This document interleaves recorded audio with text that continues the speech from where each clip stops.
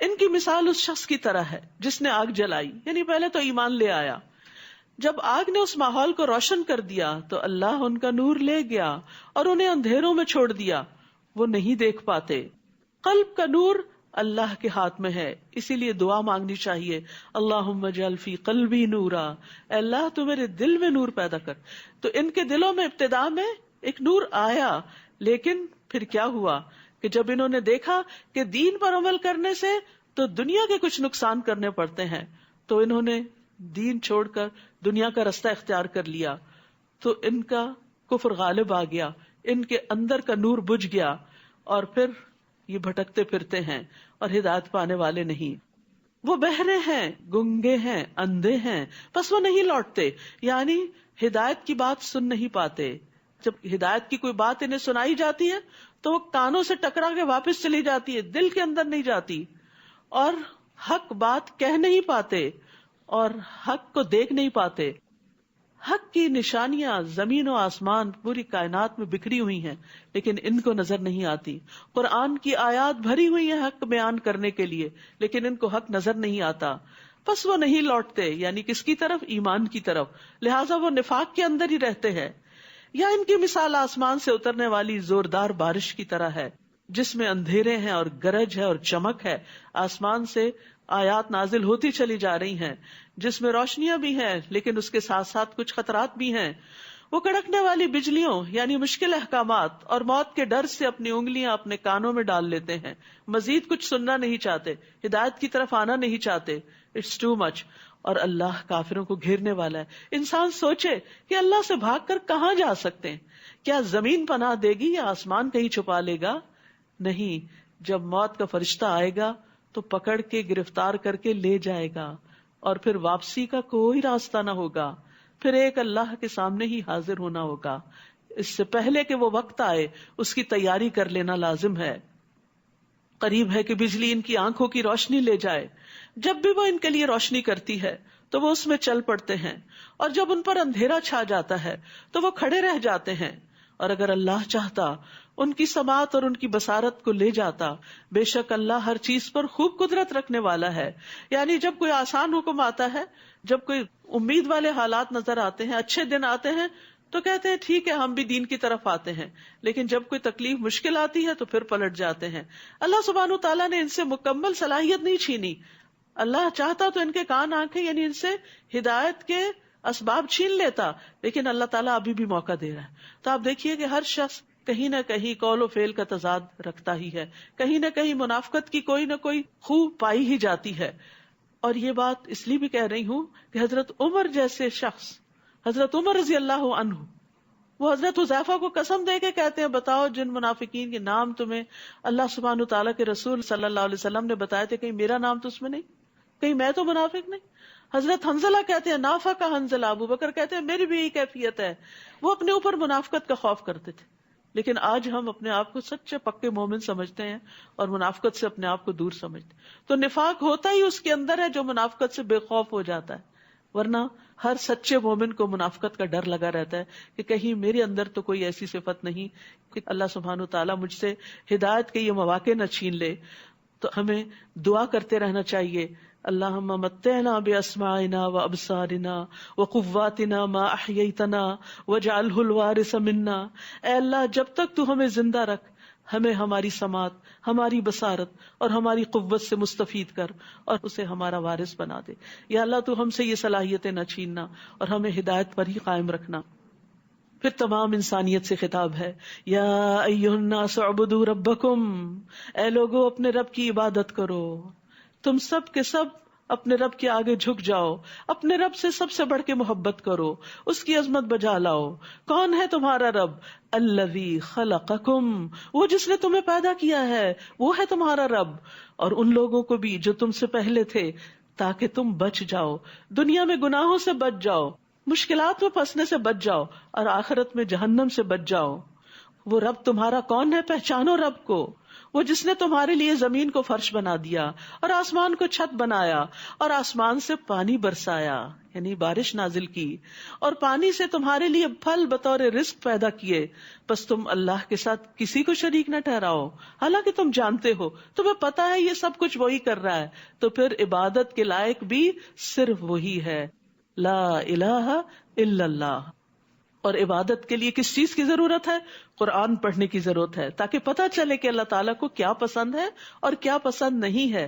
کیونکہ عبادت کیا ہے؟ 4 لفظ یاد رکھیے، ظاہری، باطنی، اقوال، اعمال، جن کو اللہ تعالیٰ پسند کرتا ہے۔ یہ سب کچھ جاننے کے لیے کہاں سے ہمیں پتہ چلے گا؟ کس کی طرف رجوع کرنا؟ قرآن و سنت کی طرف۔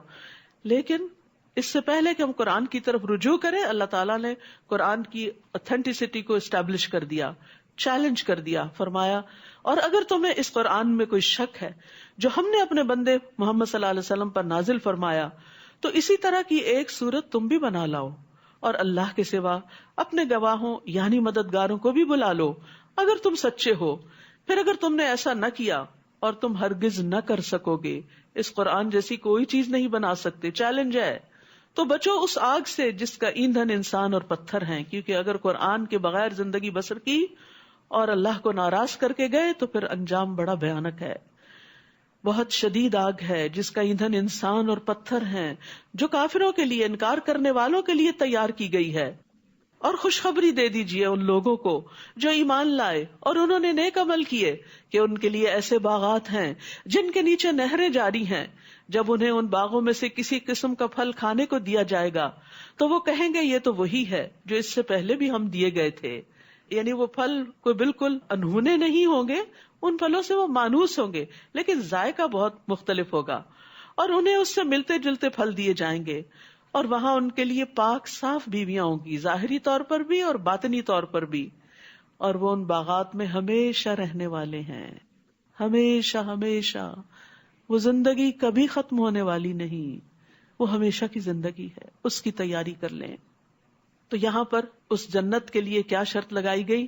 ایمان کے بعد عمل صالح کی۔ عمل صالح میں 4 اہم کمپوننٹس ہوتے ہیں۔ نمبر 1 علم، علم کے ساتھ یقینی طور پر پتا ہو کہ یہ واقعی عمل صالح ہے۔ نمبر 2 اچھی نیت، نمبر 3 صبر، اور نمبر 4 اخلاص۔ پھر فرمایا وَأُتُوا بِهِ مُتَشَابِهًا، اور وہ اس سے ملتے جلتے پھل دیے جائیں گے، یعنی جنت کے پھل اگرچہ رنگ اور منظر میں ایک دوسرے کے مشابہ ہوں گے لیکن ذائقہ فرق ہوگا۔ یہ قرآن ایک عظیم کتاب ہے، اللہ سبحانہ تعالیٰ نے اس کو بندوں کے لیے آسان کر دیا ہے، یہ اللہ کا کلام ہے لیکن بندوں کی سمجھ میں آنے والا ہے۔ آج آپ دیکھیں دنیا میں کہ جو لوگ اکیڈیمیا سے تعلق رکھتے ہیں وہ بڑی مشکل زبان میں باتیں کرتے، جو جتنا زیادہ سپر نالج رکھتا ہے اتنی زیادہ مشکل باتیں کرتا ہے، لیکن اللہ سبحانہ تعالیٰ جو رب العالمین ہے وہ بندوں سے ایسی زبان میں بات کرتا ہے جو بندوں کی سمجھ میں آنے والی ہے، اور اسی لیے اس نے قرآن مجید میں ہر طرح کی مثالیں بیان کی۔ تو جب کفار اس کتاب جیسی کوئی چیز نہ لا سکے، اس جیسی کوئی صورت نہ لا سکے، تو قرآن میں نقص نکالنے لگے کہ اس میں یہ مثال کیوں دی گئی، وہ مثال کیوں دی گئی۔ تو اللہ تعالیٰ نے سب سے چھوٹی چیز کی مثال دے کر بات فرمائی کہ بے شک اللہ اس سے نہیں شرماتا کہ وہ مادہ مچھر یا اس سے اوپر کسی چیز کی مثال بیان کرے۔ پھر جو لوگ ایمان لائے ہیں وہ جانتے ہیں کہ وہ ان کے رب کی طرف سے سچ ہے، یعنی ایمان لانے والوں کے سامنے چھوٹی سی چھوٹی چیز کی بھی مثال دی جائے تو وہ اس پر خوش ہوتے ہیں کہ یہ ہمارے رب کی طرف سے ہے۔ اور جن لوگوں نے انکار کیا وہ کہتے ہیں کہ اس مثال سے اللہ کی مراد کیا ہے، ان کو نہیں سمجھ آتی کیونکہ دلوں پہ پردہ جو پڑ گیا ہے۔ اللہ اس سے اکثر لوگوں کو گمراہ کرتا ہے اور اسی سے بہت سے لوگوں کو ہدایت بخشتا ہے، اور وہ اس مثال سے گمراہ کرتا بھی ہے تو صرف فاسقوں کو۔ تو گویا بندوں کے گمراہ ہونے میں ان کی اپنی وجہ ہے، اپنا قصور ہوتا ہے۔ فَلَمَّا زَاغُوا أَزَاغَ اللَّهُ قُلُوبَهُمْ، پھر جب وہ ٹیڑھے ہو گئے تو اللہ نے ان کے دل ٹیڑھے کر دیے۔ تو جو شخص رب کے حکم پر سر تسلیم خم کرتا ہے اللہ تعالیٰ اس کو ہدایت کی توفیق عطا کرتا ہے۔ اس کے برعکس فاسقوں کو اللہ ہدایت نہیں دیتا، جو اللہ کی باؤنڈریز کو توڑ کر اپنی خواہشات کے پیچھے دوڑ پڑتے ہیں۔ الذین ینقضون عہد اللہ، وہ لوگ جو اللہ کے عہد کو توڑتے ہیں، اس کو مضبوط باندھنے کے بعد، اور جس چیز کے جوڑے جانے کا اللہ نے حکم دیا اس کو کاٹ ڈالتے ہیں، اور وہ زمین میں فساد کرتے ہیں، یہی لوگ دراصل خسارہ پانے والے ہیں۔ متقین کی علامات پیچھے آپ پڑھ چکے، منافقین کی بھی پڑھ چکے، کفار کی بھی پڑھ چکے، اور اب فاسقین کون ہیں؟ جو اللہ کے عہد کو توڑتے ہیں، لا الہ الا اللہ کا پاس نہیں رکھتے، اللہ کا نام لے کے، اللہ کی قسم کھا کے جو لوگوں سے عہد کرتے ہیں اس کو پکا کرنے کے بعد اس کو توڑ ڈالتے ہیں، اور پھر جن رشتوں کو اللہ نے جوڑنے کا حکم دیا ہے ان رشتوں کو کاٹ دیتے ہیں۔ تو یاد رکھیے اس قوم پر اللہ کی رحمت نازل نہیں ہوتی جو قطع رحمی کرتی ہے، اور ایسے لوگ پھر خسارہ پانے والے۔ دو چیزیں بڑھتی ہیں صلہ رحمی سے، صلہ رحمی، رشتہ داروں سے اچھا سلوک، عمر اور رزق۔ ہم میں سے ہر شخص کی تمنا ہے دو چیزیں ہماری زیادہ ہو جائیں، ہماری زندگی لمبی ہو جائے اور ہمیں خوب رزق ملے۔ اور اس کی کیا ہے، اس کا نسخہ کیا ہے؟ رشتہ داروں سے اچھا سلوک کرو۔ لیکن کب؟ جب وہ اچھا کرے جب بھی، جب وہ اچھا نہ کرے جب بھی، اور جب وہ برا کرے جب بھی۔ یہ ہے صلہ رحمی، یہ ہے حسن سلوک۔ حسن سلوک صرف یہ نہیں ہے کہ جب کوئی آپ کے ساتھ اچھا ہو تو آپ بھی اچھے ہو، اور جب وہ اچھے نہیں رہے تو آپ اچھے نہیں رہے۔ نہیں، اچھا انسان وہ ہے جو ہر حال میں اچھا ہوتا ہے، پرماننٹلی اچھا ہوتا ہے، جو اپنی اچھائی کو لوگوں کے رویے کے تابع نہیں کرتا کہ لوگ اچھے ہیں تو میں اچھا، وہ نہیں اچھے تو میں بھی نہیں۔ ایسے کو تیسا نہیں، ہم ابو ہی رہیں اپنے اچھے اخلاق کی وجہ سے۔ کسی کی بےہودگی بد اخلاقی کے مقابلے میں بد اخلاقی نہیں، کیونکہ مومن بد اخلاق نہیں ہوتا، یہ بھی منافقت کی علامت ہوتی ہے۔ پھر فرمایا کیف تکفرون باللہ، تم اللہ کا انکار کیسے کر سکتے ہو حالانکہ تم مردہ تھے؟ تمہیں پیدا کس نے کیا؟ تم کہاں سے وجود میں آ گئے؟ یہ تمہیں روح کس نے بخشی؟ تم مردہ تھے، اس نے تمہیں زندگی بخشی، یہ روح تمہارے اندر اس نے ڈالی، پھر وہی تمہیں موت دے گا۔ یہ روح ہمیشہ کے لیے نہیں ملی، ابھی تو صرف چند سالوں کے لیے، محدود وقت کے لیے کہ عمل کر کے دکھاؤ اچھے اچھے، پھر وہ تمہیں موت دے گا، پھر وہی تمہیں زندہ کرے گا۔ تو جوڑا ہو گیا نا، موت زندگی، موت زندگی۔ کچھ نہ تھے تو پیدا ہوئے، اور پھر جب ختم ہو جائیں گے تو دوبارہ پیدا ہوں گے، اور پھر کبھی ختم نہیں ہوں گے۔ یہ بات ہمیشہ یاد رکھیے۔ اس لیے ہمیشہ کی زندگی کے لیے کام کرنا ہے، صرف اس وقتی دنیا کی زندگی کے لیے نہیں۔ ہماری ساری کوششیں صرف اس کی کامیابیوں کے اوپر فوکس نہیں ہونی چاہیے، ہمیں آگے جانا ہے، ہمارا سفر بہت طویل ہے، ہمیں وہاں کی کامیابی کو بھی دیکھنا ہے، بلکہ پہلے اس کو دیکھنا ہے، پھر تم اسی کی طرف لوٹائے جاؤ گے۔ وہ اللہ ہی تو ہے جس نے وہ سب کچھ جو زمین میں ہے تمہارے لیے پیدا کیا۔ پھر وہ آسمانوں کی طرف متوجہ ہوا تو ان کو ٹھیک کر کے 7 آسمان بنا دیا، اور وہ ہر چیز کا خوب علم رکھنے والا ہے۔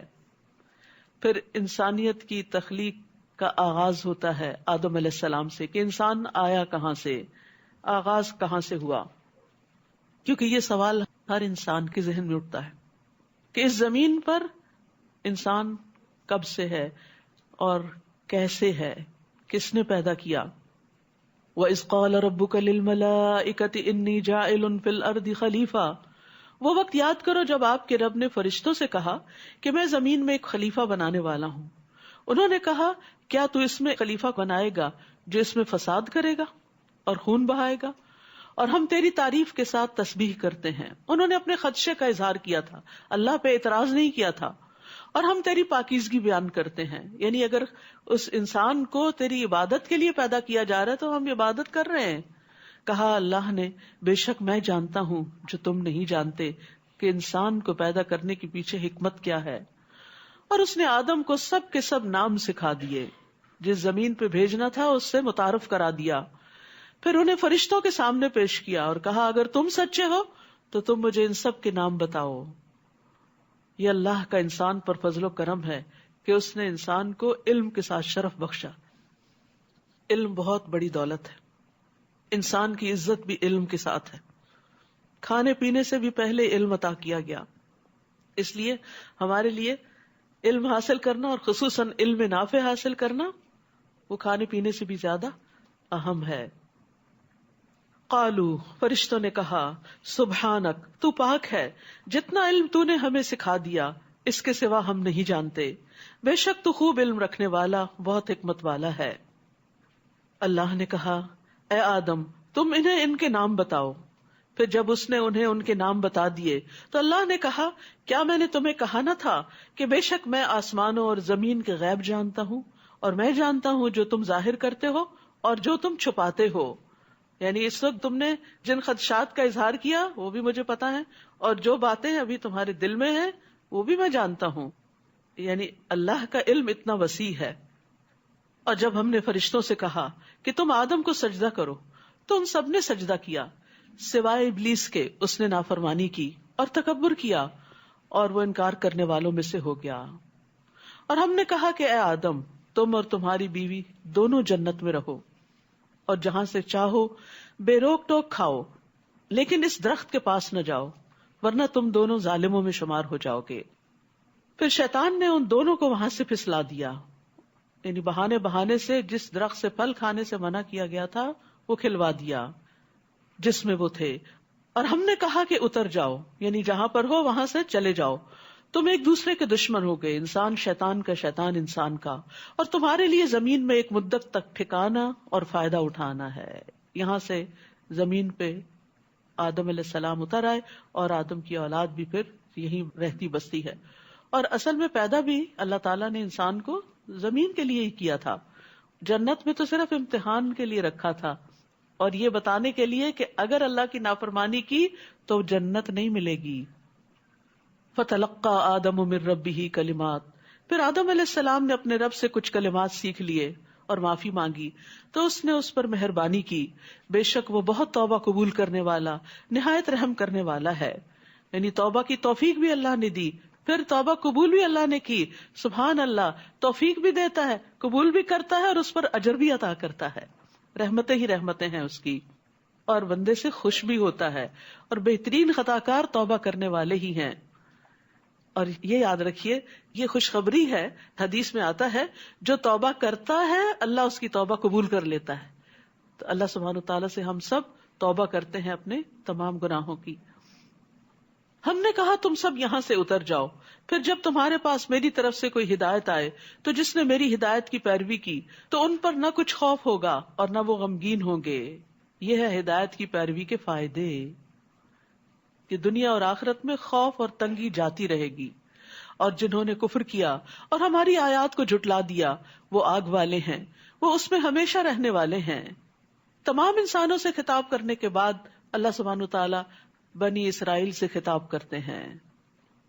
یہ سورت پہلی سورت ہے جو ساری مدینہ میں نازل ہوئی تھی اور بالکل ابتدائی دور میں نازل ہوئی تھی. یعنی جب نبی صلی اللہ علیہ وسلم ہجرت کرنے کے بعد مدینہ تشریف لے گئے تو وہاں پر انصار کے علاوہ مدینہ کے دوسرے لوگوں کے علاوہ بنی اسرائیل بھی رہتے تھے جو حضرت یعقوب علیہ السلام کی اولاد میں سے تھے. اور جیسا کہ آپ جانتے ہیں موسیٰ علیہ السلام بھی بنی اسرائیل میں سے تھے، عیسیٰ علیہ السلام بھی بنی اسرائیل میں سے تھے.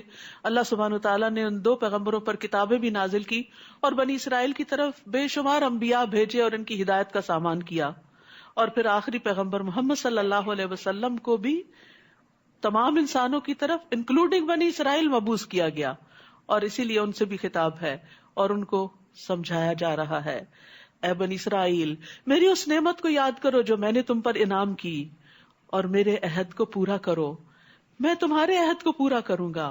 یعنی تم عمل کرو گے تو میں تمہیں جنت میں داخل کروں گا اور دنیا میں بھی عزت بخشوں گا، اور صرف مجھ ہی سے ڈرتے رہو اور ایمان لاؤ اس کتاب پر جو میں نے نازل کی، جو کہ تصدیق کرنے والی ہے اس کی جو پہلے سے تمہارے پاس ہے، اور تم سب سے پہلے اس کے انکار کرنے والے نہ بنو، اور میری آیات کے بدلے تھوڑی سی قیمت نہ لو اور صرف مجھ ہی سے ڈرتے رہو. اصل میں مدینہ کے رہنے والے، مکہ کے رہنے والے، باہر سے آنے والے سب جانتے تھے کہ اہل کتاب بہت ہائیلی ایجوکیٹڈ لوگ ہیں، بہت کچھ دین میں سے جانتے ہیں، ان سے پوچھنا چاہیے کہ یہ محمد صلی اللہ علیہ وسلم جو کچھ بتا رہے ہیں وہ ٹھیک ہے. لیکن افسوس یہ کہ جب ان کے پاس جا کر پوچھتے تو وہ آپ صلی اللہ علیہ وسلم سے لوگوں کو بدظن کر دیتے تھے. تو اس پر ان کو سمجھایا جا رہا ہے کہ ایسا مت کرو اور حق کو واضح کرو، آیات کے بدلے تھوڑی قیمت مت لو، دنیا کے فائدوں کی خاطر اپنا دین مت بیچو، اور حق کو باطل کے ساتھ خلط ملط نہ کرو، اور سچی بات کو مت چھپاؤ حالانکہ تم جانتے ہو، اور نماز قائم کرو اور زکوٰۃ ادا کرو اور رکوع کرنے والوں کے ساتھ رکوع کرو. اہم ترین ہدایات، تو سب سے اہم عبادت جس کا بار بار ذکر آ رہا ہے وہ کیا ہے؟ نماز. کیا تم لوگوں کو نیکی کا حکم دیتے ہو اور اپنے آپ کو بھول جاتے ہو، حالانکہ تم کتاب کی تلاوت کرتے ہو؟ کیا تم عقل سے کام نہیں لیتے؟ تمہارے قول و فعل میں تضاد نہیں ہونا چاہیے، یہ تو منافقت کی علامت ہے۔ وَاسْتَعِینُوا بِالصَّبْرِ وَالصَّلَاةِ، اور صبر اور نماز سے مدد لو، اور بے شک وہ بھاری ہے، نماز مشکل کام ہے، بھاری ہے، مگر ان لوگوں پر نہیں جو عاجزی کرنے والے ہیں۔ عبادت کیا ہے؟ اللہ کے آگے جھکنا، اللہ سبحانہ وتعالیٰ کی اطاعت کرنا، اس کی فرما برداری کرنا، اس کے آگے خشوع اختیار کرنا۔ تو جو اللہ کے آگے جھکتے ہیں وہ نماز کی طرف شوق سے جاتے ہیں۔ نماز ایک معیار ہے یہ دیکھنے کا کہ ہمارے اندر ایمان کتنا ہے، ہم کس درجے کے متقی ہیں۔ اپنے آپ کا جائزہ لیجئے، احتساب کیجئے کہ جب اذان ہوتی ہے تو دل پہ کیا گزرتی ہے، نماز کا وقت آتا ہے تو کیفیت کیا ہوتی ہے، اور جب مصلی کی طرف جاتے ہیں، جائے نماز کی طرف جاتے ہیں، کس دل سے جاتے ہیں، کس شوق سے جاتے ہیں، اور اس جگہ کو کیا سمجھتے ہیں کہ یہ کوئی باغ ہے یا کوئی قید خانہ ہے۔ تو یاد رکھیے، صبر اور نماز سے زندگی آسان ہو جاتی ہے۔ یہ دونوں چیزیں ساتھ ساتھ ہیں۔ تمام انبیاء مشکل اوقات میں نماز پڑھتے تھے۔ سارہ علیہ السلام کو جب اس ظالم بادشاہ نے پکڑا تھا تو انہوں نے وضو کر کے نماز شروع کر دی تھی۔ ادھر ابراہیم علیہ السلام نے بھی نماز شروع کر دی تو اللہ تعالیٰ نے ان کو اس ظالم سے نجات عطا کی۔ نماز پڑھنے سے اللہ تعالیٰ کی رحمتیں آتی ہیں، اللہ کی حفاظت ملتی ہے۔ تو یہ نماز کن پہ بڑی آسان ہے، کن کو بڑی پسند ہے، کن کو نماز سے محبت ہے؟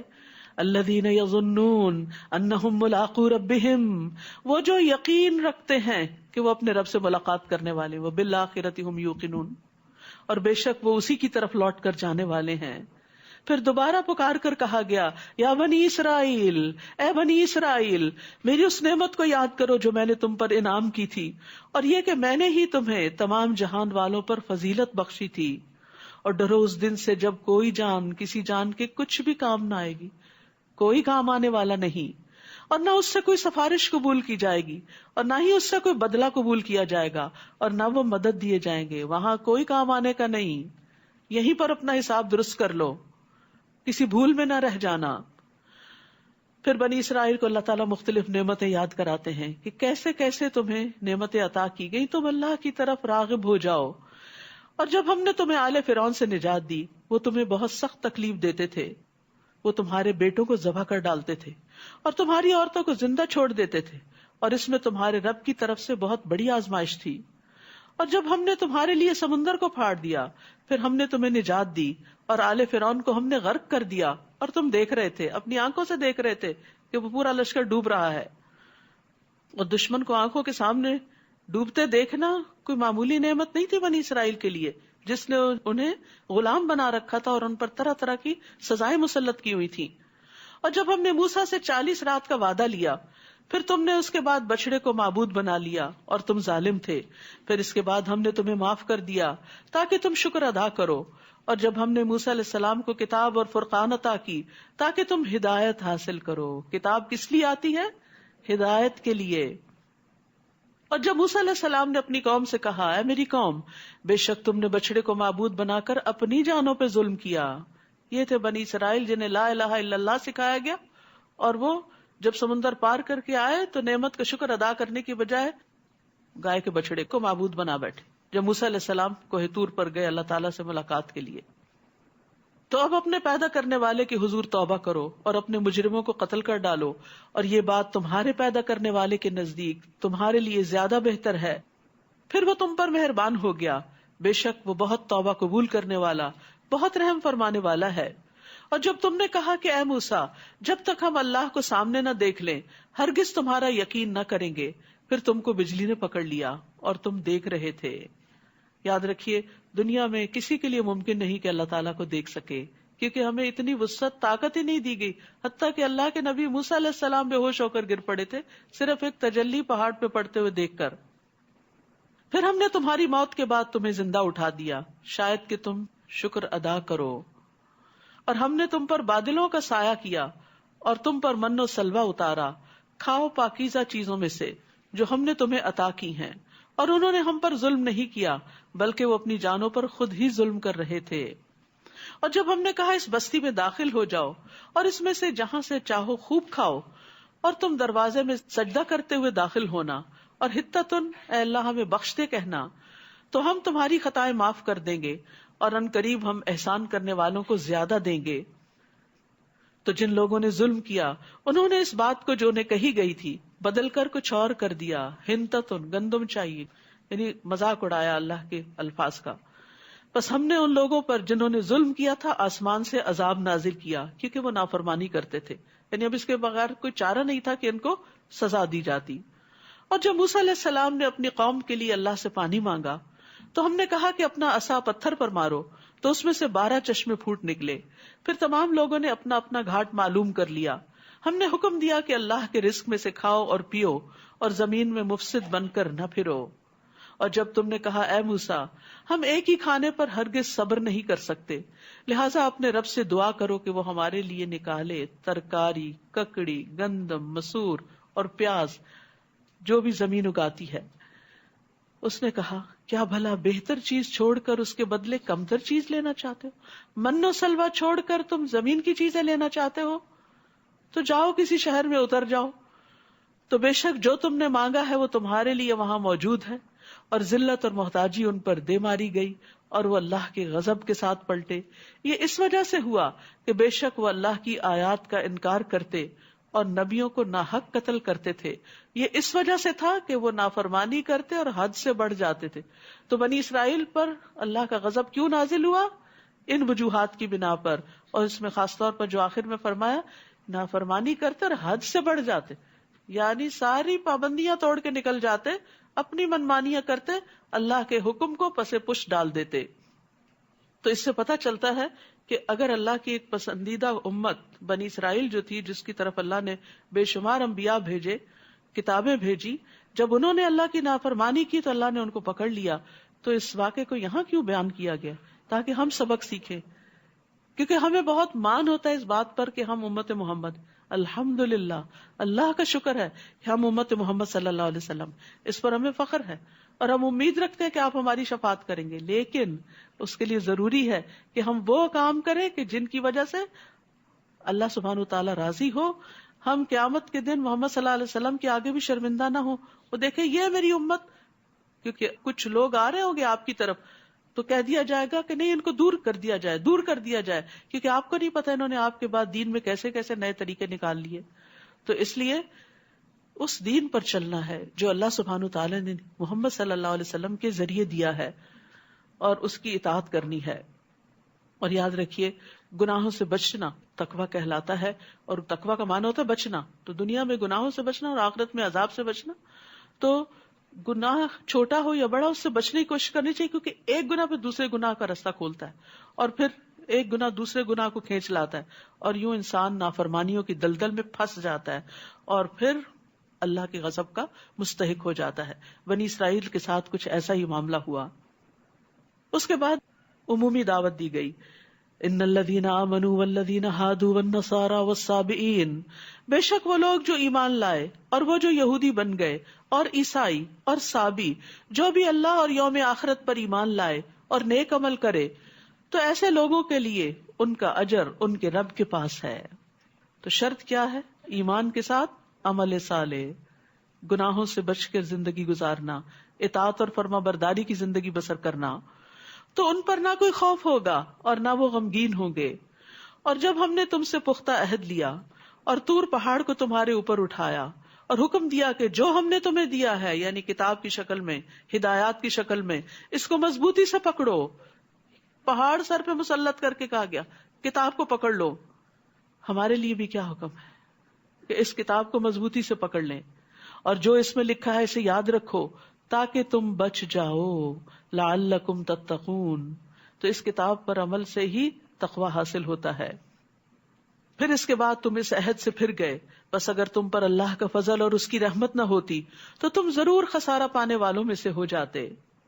یعنی اللہ کی رحمت ہے کہ اللہ نے بنی اسرائیل کو بچا لیا اور پھر ان کو مزید عمل کا موقع دیا. تو اللہ سبحانہ وتعالی ہمیں بھی زندگی میں بہت چانسز دیتا رہتا. مختلف طرح کے امتحان اور آزمائشیں آتی رہتی ہیں نا، کبھی ایک بیماری آتی ہے، کبھی دوسری تکلیف آتی ہے، کبھی تیسری. یہ کیوں آتی ہے؟ ایسی بے وجہ نہیں آتی. یہ دراصل ہمیں اللہ کی طرف متوجہ کرنے کے لیے آتی ہے کہ ہم اپنے گناہوں کو دیکھیں، ہم اپنی غلطیوں کو پہچانیں، ہم ان پر توبہ کریں، ہم یہاں پر اپنی اصلاح کر لیں، اللہ کی طرف راغب ہو جائیں، اللہ کی طرف دوڑ پڑیں. لیکن جب تکلیفوں کے آنے کے باوجود ہم صرف انہی میں ہی گم ہو جاتے اور اللہ سبحانہ و تعالیٰ کے ساتھ ہمارا تعلق مضبوط نہیں ہوتا، تو پھر اس میں ایک وارننگ ہے، اس میں ایک خطرے کی گھنٹی ہے. ہر مشکل کے آنے پر یہ سوچئے کہ اس نے مجھے اللہ سے قریب کیا یا دور کیا. خوش قسمت ہے وہ جنہیں تکلیفیں اللہ سے قریب کر دیتی ہیں. تو یہی معیار ہونا چاہیے کہ جب آئے تو اللہ کا فیصلہ سمجھ کر ایکسپٹ کریں، اس کے دور کرنے کے لیے دعائیں بھی مانگیں اور دوائیں بھی کریں، اور جب دور ہو جائے تو اللہ کا شکر ادا کریں. اور شکر ادا کرنے کی قسم کیا ہے؟ اور زیادہ اس کی اطاعت کریں، اللہ کی فرما برداری کریں.